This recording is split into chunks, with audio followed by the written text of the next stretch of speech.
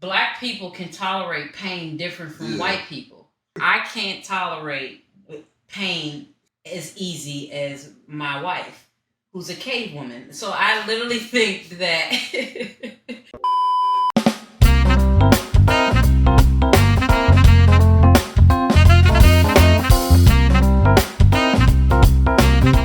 All right.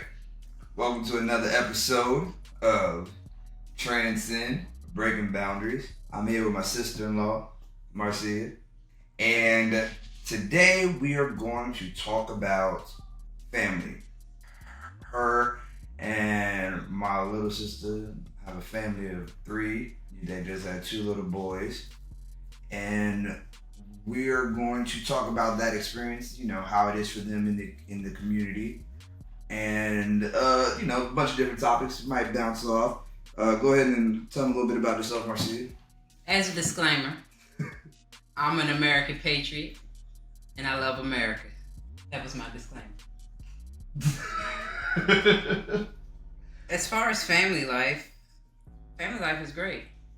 I mean, starting a family in a very different way from tradition has been fun and unique.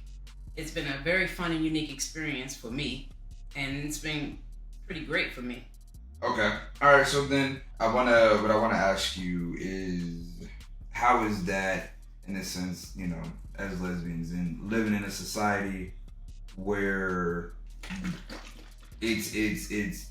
I mean, yeah, we talked about progression earlier, but the process isn't as simple, and it's not as cheap, because I do know it took a while for y'all to get to this point. Yeah, it's costly. Yeah, for sure it costs. But I mean, you'll spend anything for a child. So, but yeah, we had to figure it out, because this is very new, especially when you've tried and you were unsuccessful, basically following what your doctors tell you, and then when you start doing your own research and realize that if you follow your body and do things the way your body is, needs you to do it, things will work out in that way. You'll be successful. So we've had success in just following our own path, doing our own thing, versus listening to what everyone else has told us to do. Okay. I want to touch a little bit on your thought process, y'all's thought process as a couple, when choosing the donor that y'all chose. As far as like the race? No, not. Yeah, why not? Yeah, I mean, well, like I said earlier, since I was a kid, I always knew that I was going to have kids. My preference was tall, light, preferably white, European men. So I knew I would have a kid with a European man, so that's what I selected when we were going through the donor process and selecting our donor. Why is it that you wanted that preference? That's just what I like. It's just what I like and what it's what I prefer. So when you thought about that, though, as a Black woman in America, what would your concerns be, considering how society how society looks at mixed race kids and all that with it? Was it like something I that said, you thought about, or we don't do anything according to what anyone else believes or feels or thinks. So with that being said, society views on preference and what we choose for ourselves is like the least of our concern. Like, so society matters none to me in a sense on what I prefer. Just like what you eat is what you may prefer. It's the same thing in selecting. But no, I'm not talking about preference. I'm talking about the thought process behind it. Most Black people concerned, people minority, people of color concerns are when they're bringing a child into this world. How are you preparing that child for? Because you're right. I mean, your take on society has nothing to do with how everybody else sees it. So how are you preparing your children for society? First and foremost, it's a self thing. So we try to do everything within self Oh, Cookie got to get down. Just being so needy. Want a belly rubs. Being self-aware, being self-conscious, being self-driven, being everything self. So it starts within. So like what I teach and what I've been teaching to everyone around me is to go within.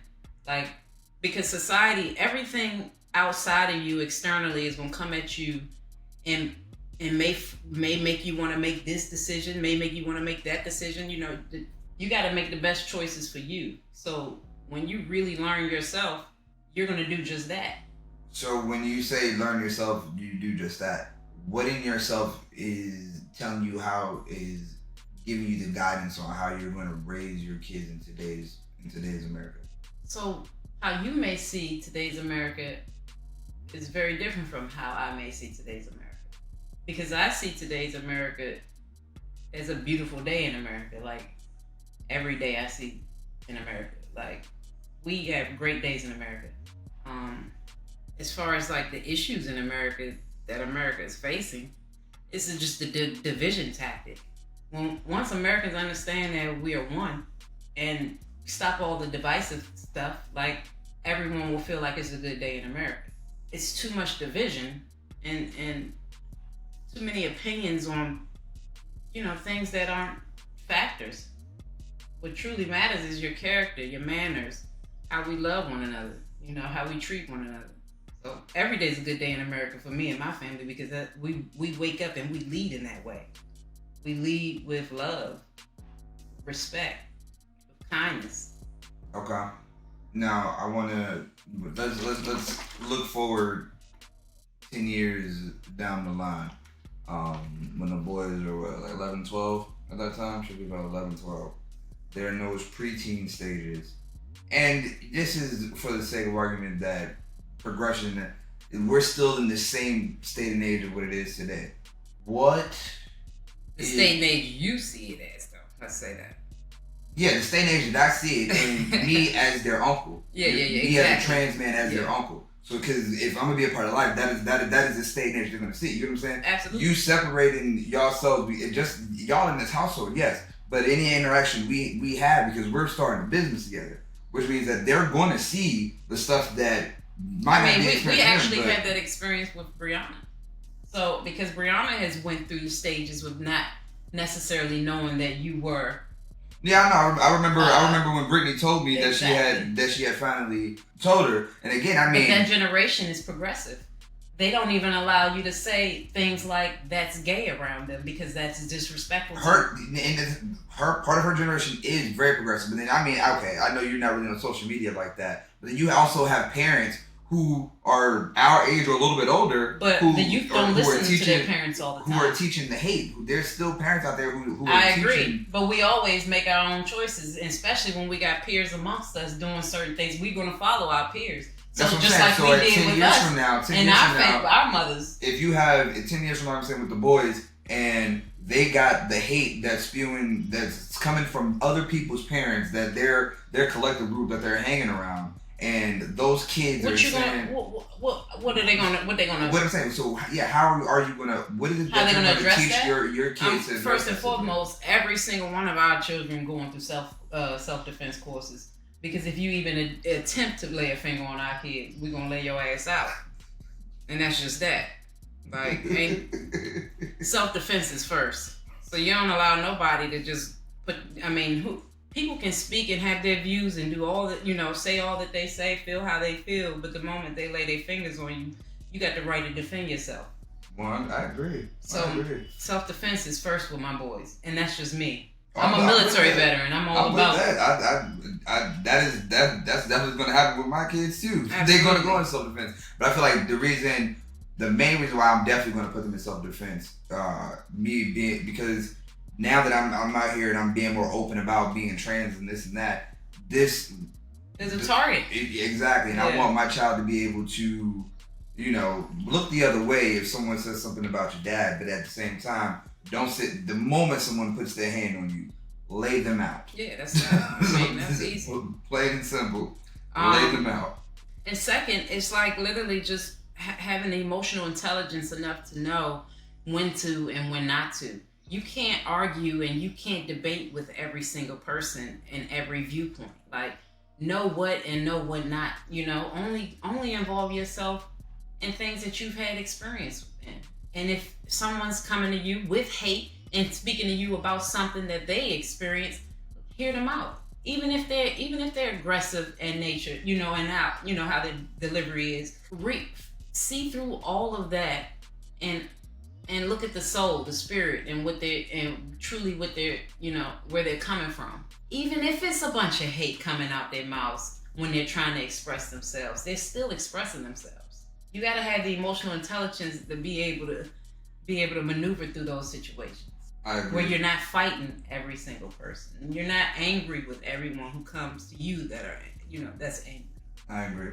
I feel like right now, what I think a lot of parents should be doing, like you're saying, focusing on that emotional intelligence and raising kids to be able to decipher and talk about certain things. Well, I mean, communication skills is a huge issue in general, I believe, for all people. We have an issue that alone is a topic that we need to be discussing, because we can't communicate effectively with one another. So we can't accomplish much with one another. We can't, without effective communication, we can't get cooperation, which leads to harmony, which leads to growth and building. Harmony is just gold. Because Brittany and I never really asked her how to get on that discussion with Brianna about telling her that I'm trans. And I mean, honestly, a good portion of my life, I thought that I wouldn't want to let people know that, especially when I have kids. I want it to be stealth. But, the boys are going to end up knowing and wondering. And even my mom and my little brother, the question is asked, how do you feel like that's a sit-down moment to really explain it to them? And, what things are said? At certain ages, we comprehend things better than others. And that's just that. Like, you expressing to an 8-year-old that you're trans, and take in comparison to that same person at 15 is going to have completely different viewpoints, because in their ability to retain what you're telling them and understand, not even just retain it, but be able to really comprehend and understand what you're saying to them. So age is a factor in itself. So being at the appropriate age with any child, because you may feel that you may make them feel weirded out or strange, or kids feel different ways about different things at certain ages. You get what I'm saying? So I believe at age appropriate time, you express to them what's going on within your life, and they'll actually start coming to you prior to you even saying something to them, with the curiosity, because kids are curious. And what do you think is age appropriate? Because more recently, the curriculum is changing in schools, letting folks know when it pertains to learning about sex ed and certain stuff to know about gender and things like that. So what do you feel is age appropriate when to start learning those things? That's a question for some educators, honestly, because I would want to get collective data from them, being around kids all day long and knowing when that appropriate age is. Educators, people who are truly in tune with children, know. I'm not around. I mean, I was around Brianna, but she's more mature than the average child, so she learned things a lot sooner and was able to comprehend and understand and have enough emotional intelligence to not make jokes and just be rude and disrespectful when they're hearing, or obtaining that type of information. Well, when would you want it? Like, if your kids, I remember in school the parents had to sign that paper. What age is it? What age is it now that they start? The sex ed classes? Yeah. I want to say I remember 6th grade was when they had to sign the paper. I was thinking middle school. Honestly, I mean, and you're going to, regardless, I mean, you're going to deal with a lot with them. But 12 and up, that's it, in my opinion. It comes with a lot. When they become 12, they become irritating as shit. They are, so expect, actually at that point, honestly, if we want to think about it, it depends upon you, and this is dependent upon your child. Expect some rude comments, expect some weird stuff out their mouth. They might not say it to you directly, but get their phones. It's in the phone. Trust me, we done already been through all the friend group, everybody. It's in the phone how they may feel about something, especially around that age. And then when they get about 15, and you go back and ask them and talk to them about when they were 12 and they had these comments, they'll act like it never even existed, because they shouldn't even. They know in their mind that it wasn't right. Like, they'll act like I was just a kid. 12 is really that I think is that point. My little brother, I don't know how it is. I think he might be 11 or 12. But so my granny used to have these. Be organic, and just in case y'all was wondering what I'm out here drinking, I'm drinking 24 karat Be Organic. My granny used to have these pictures. My granny had the old pictures of me before I started transitioning and so forth. And my little brother, he would always go in the house and see these photos, and he'd be staring because those photos had me, as a girl in them, and all he's ever known me as is a boy. And that was early on. I think probably like around 8 or 9 is when he started really noticing the difference. Oh yeah. And then my mom said he eventually, they were in Target, and then he just flat out asked if I was a boy or not. And then, she was like, "Why do you ask that?" And he had referenced the pictures that he saw at Granny's house. But then, what I want to say to that particular situation, so his father, though, has no respect for me as a trans man. His father continuously calls me his sister. And so now my little brother is now he's like 11 or 12, and so he's corrected his father, telling him that that's not right.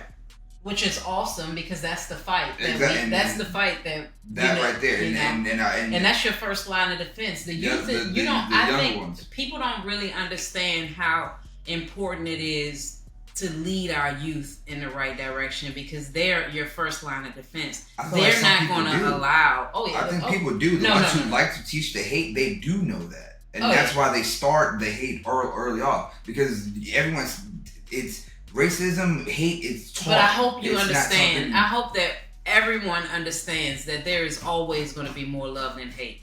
Please just remember that. Please remember that. It has to be in order for things to. There's always going to be more love than hate. To see the world through your eyes like you do.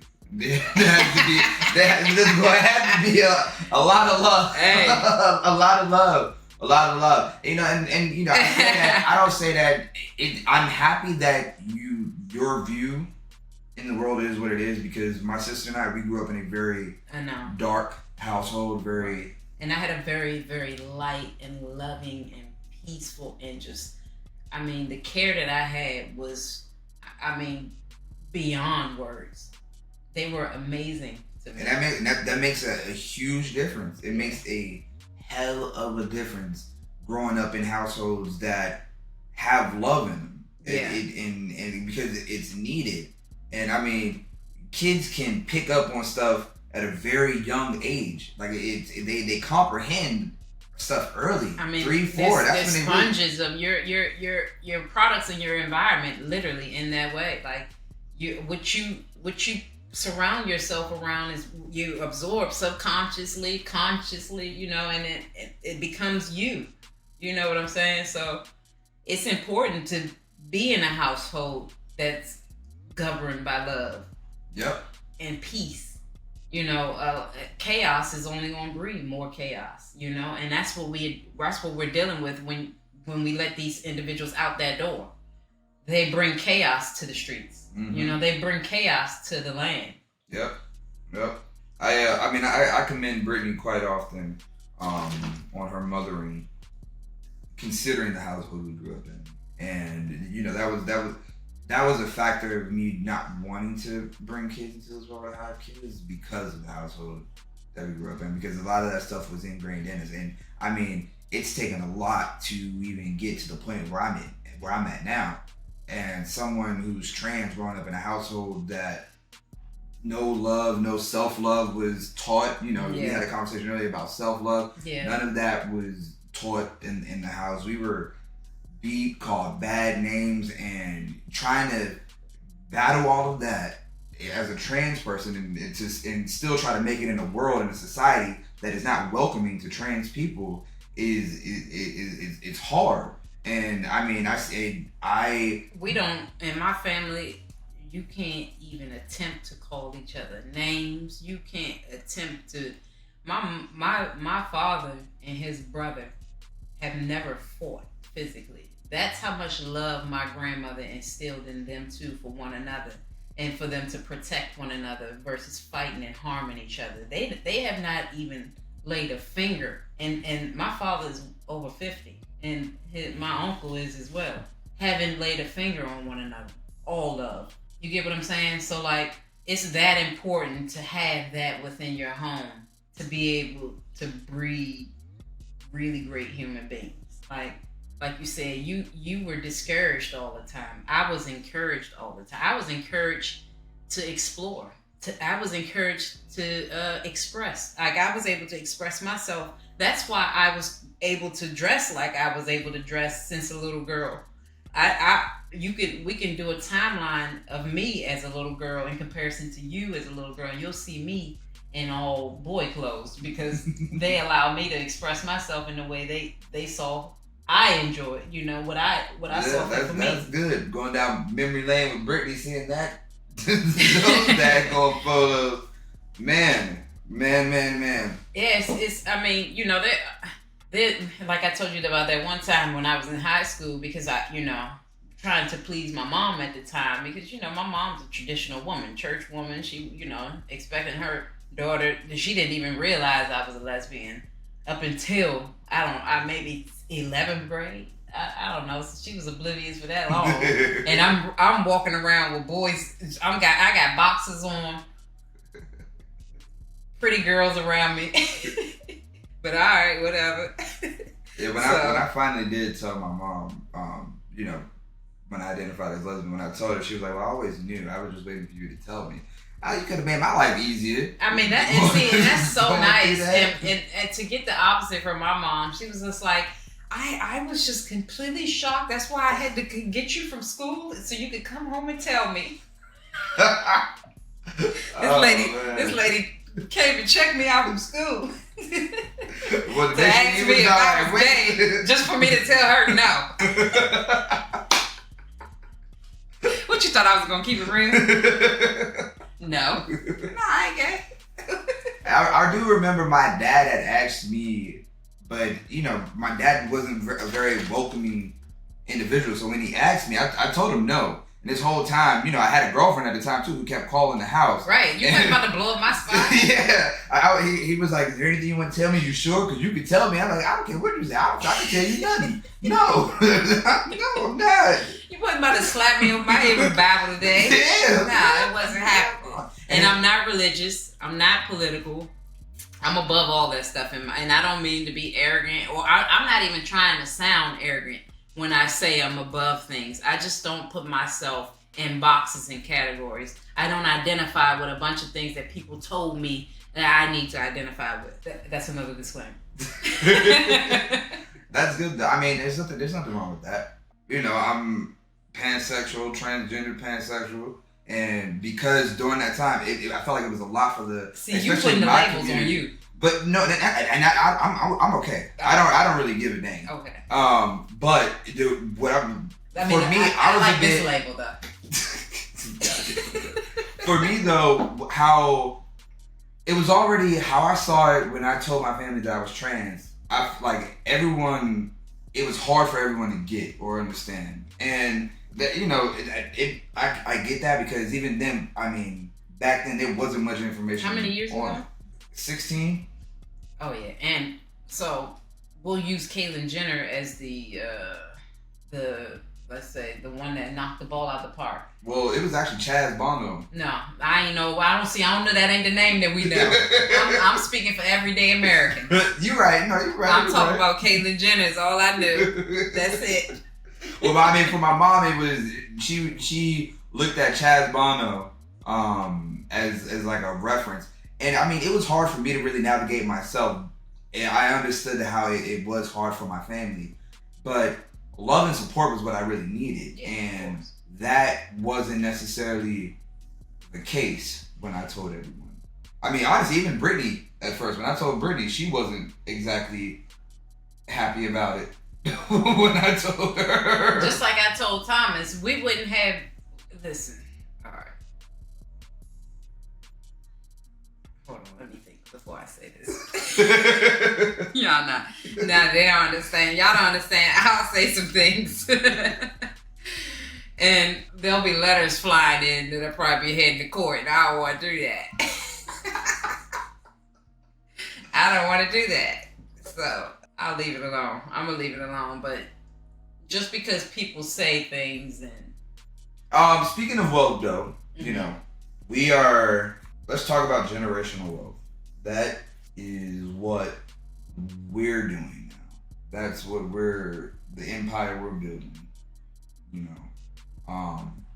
And the importance, how I see it, as Black people in America, I'm ready for the tables to turn. No, we're making the tables turn. Oh, you're right. No, like literally on the turntable. Like the tables is turning. Trust me, we doing it. You're so, great. I mean, and that's what we have to start reminding ourselves in real time, that we are accomplishing our dreams and our goals. You know what in real time this is happening. And also by divine guidance. There's a force that is greater than us, so. Do you think, how do you see the importance of actually teaching the kids about generational wealth? I mean, because my parents, Brittany and our parents ain't teach us nothing regarding this at all. I think it's super important to take any type of financial course you can. I mean, more than anything, why are our kids in there learning geometry when they need to be learning financial courses? That's it. Like, I don't want Brianna coming home talking about a triangle. I need the checks and balances. I agree. You get what I'm saying? So, like, start there. Financial courses early on. That's important. And hard work. You're not going to be successful if you don't work hard. And that's just that. Like, no matter what, you're here with me. I'm the first one awake, and I'm the last one asleep. I'm gonna outwork everyone. I've always, you gotta have a dog within you that is just so relentless, so tireless. Is that right? Yeah. Do you feel like this younger generation gets that, or do you think that it's? I think that 95% of people are lazy. Period. I agree.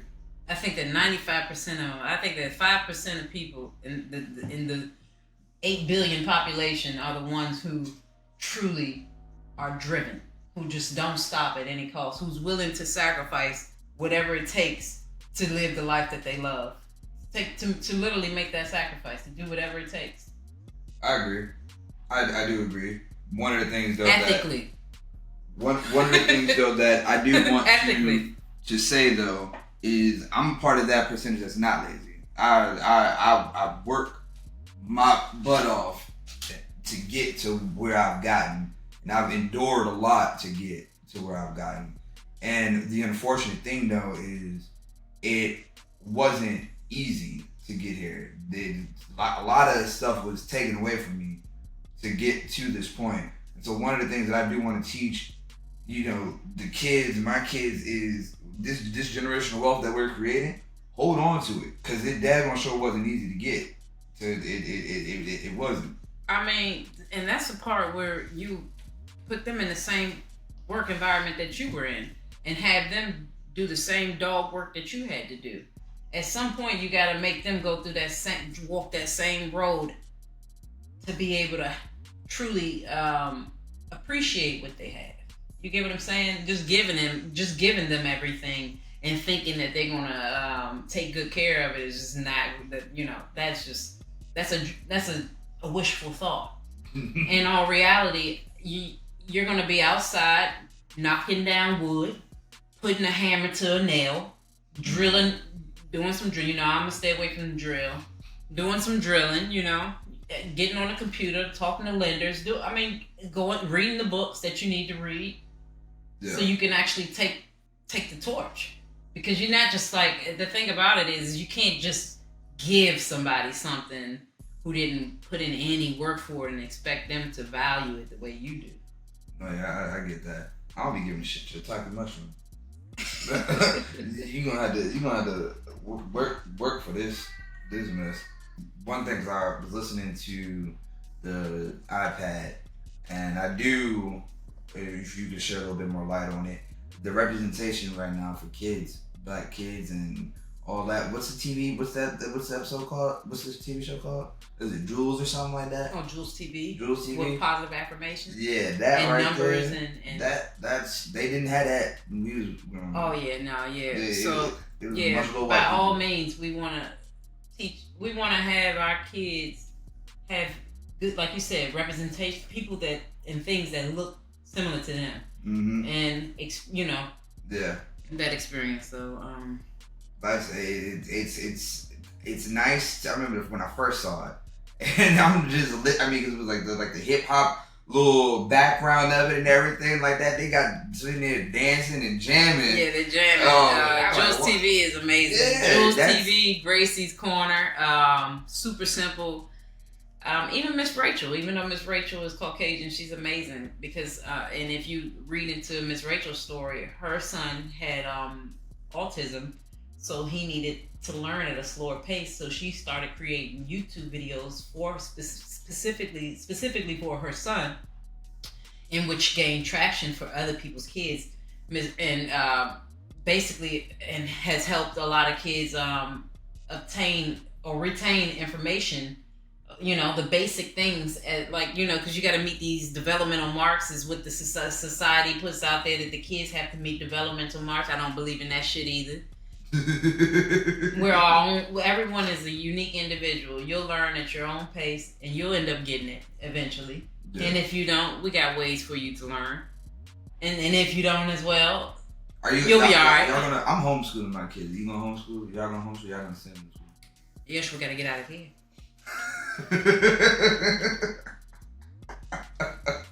I said that I want to send them to a camp, preferably a military camp at 2. They're gonna get the black experience, the Gibson experience. Yeah, but I'm not. I'm sitting there. I'm and I can't. And they got to get out. I mean, I'm gonna just take my kids all over the world. Yeah, I feel that. I feel like that's how they'll best learn, is on the road. I mean, I could be completely saying false information right now about schooling. Mommy is. Let's be clear, Brittany is mommy. I'm mom. That's mommy. Mommy has the weight.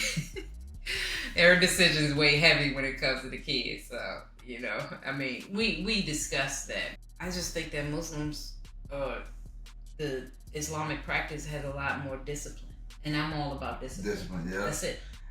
I feel like that's when you've been in the military, that is the one thing that you sort of get back and you take out from it, regardless of how long you were in or what the case may be. And that's something that really did all in the household I grew up in too. But then the military really just sort of nailed the coffin shut. Yeah, right there. With discipline. But yeah, there's I'm nothing with that. You can't really accomplish much without it. Agreed. I mean, you wanna lose weight, but you don't have enough discipline to stay away from the chips. It's. You want to make money, but you ain't got no discipline to do what's necessary to make the money.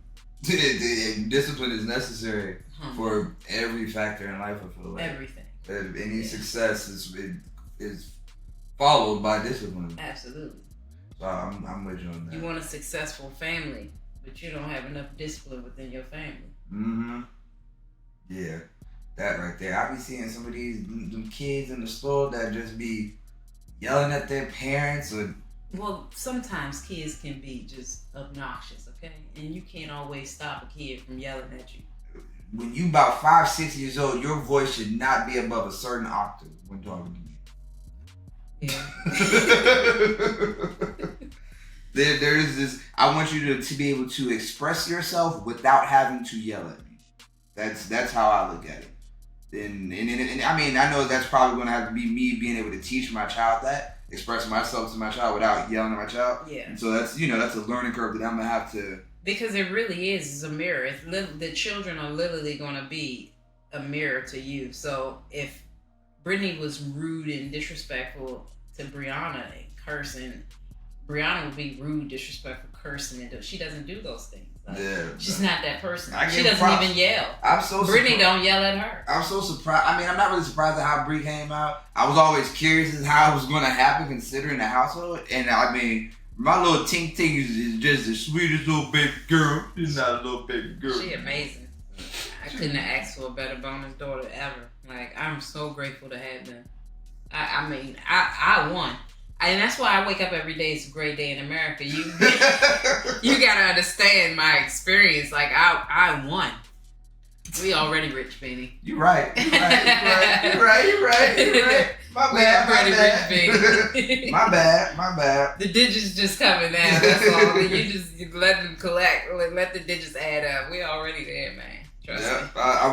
I look forward to seeing the world like you do. And I mean, you did win because my sister's awesome and my niece is awesome. Oh yeah, listen, my life is awesome. I can't lie, like everything. Yeah, you got them two little boys added to the package. Yeah, exactly. Like with a great amount of cannabis, I can succeed with Yeshua in mind, specifically Yeshua, because kid's energy is a lot like mine. He is hell on Hot Wheels, let's say that. He is ready. So you found somebody to match your speed. Yeah, he is give ready. You a go for you. Give you a go. Man, look, I've never had someone be so disrespectful to me at such a small age. At his little age, how do you know to trigger me in that way? If there was a camera... Get me that, and my little guy, he yells. He likes to express himself with them yells. He screams like, and that's his form of communication right now. Is just and rightfully so, because he's still developing. He's a 2-year-old, like, so you do have to be patient and understand that there's always something happening, and they're learning, they're growing, and they're not knowing. They don't know what's happening. And I need even my right now with children him to have yelling, a lot of patience. But with him waking up in the middle of the night yelling, we discovered that his molars are coming in. So you have to know your child as well, and start going through the anatomy. Like, what's going on with you? Oh, okay. We noticed you putting your fingers in your mouth more often these last few days. So, okay, let's check your mouth. Okay, your molars are coming. No wonder why you are agitated and so let's be a little more patient and kind. You can already see the two different personalities between the boys right now. Oh, they're completely different. That's so insane. They're going to literally be two completely different kids. It's wild. Because Mozzie right now got his little two teeth coming in, and he's quiet. That boy quiet. He's a soldier.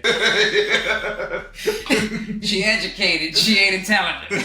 No, I'm just kidding. I don't know. I'm just kidding. But she read 2 pages. I said we need her to read the book. Yeah. We gotta make sure she finishes the whole book, and then we can get her on board. She can explain it to us. Better. Yeah, but there is a difference. It has to be. I mean, we can clearly see with Mozzie and Yeshua. I mean, and not like even with my experience. I'm watching my wife who can walk across the rocks in Puerto Rico that I couldn't step on.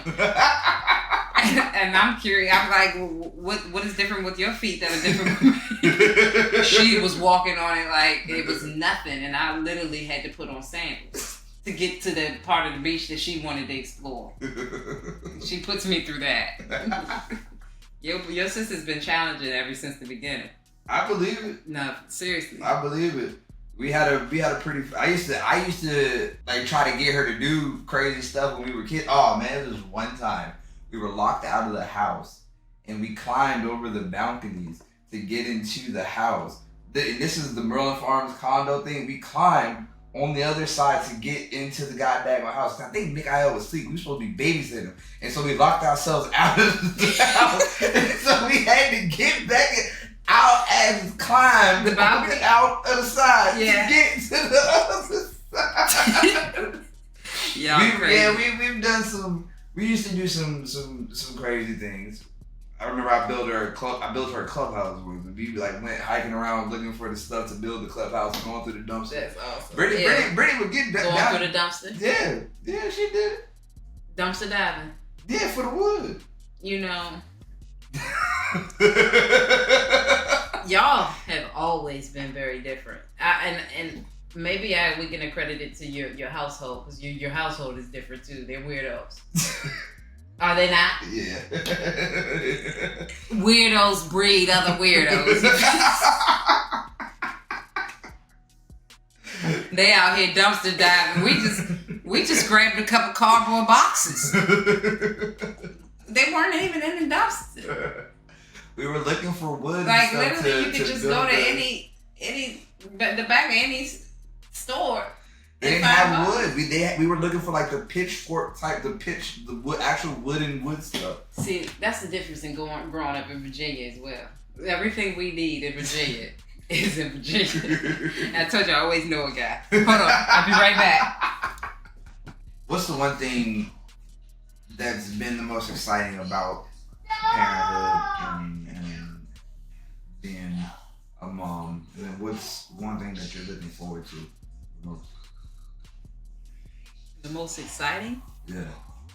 It's the amount of love, like the overwhelming amount of love that you feel and you receive from your kid. Like, even when you're not at your happiest and, you know, you're going through so much, and even when you're at your happiest, on all spectrums, the love is just like unconditional, true unconditional love, and you really feel that.